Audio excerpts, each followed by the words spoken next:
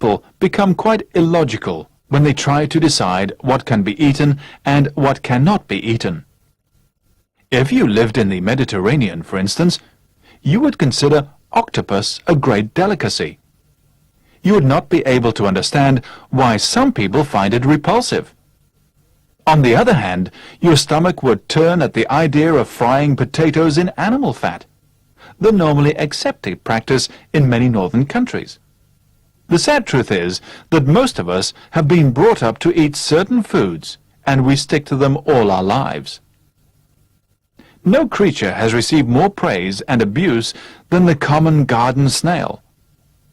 Cooked in wine, snails are a great luxury in various parts of the world. There are countless people who, ever since their early years, have learned to associate snails with food. My friend Robert lives in a country where snails are despised. As his flat is in a large town, he has no garden of his own.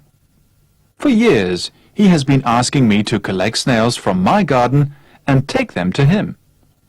The idea never appealed to me very much, but one day, after a heavy shower, I happened to be walking in my garden when I noticed a huge number of snails taking a stroll on some of my prize plants. Acting on a sudden impulse, I collected several dozen, put them in a paper bag, and took them to Robert. Robert was delighted to see me and equally pleased with my little gift. I left the bag in the hall, and Robert and I went into the living room where we talked for a couple of hours. I had forgotten all about the snails when Robert suddenly said that I must stay to dinner. Snails would, of course, be the main dish.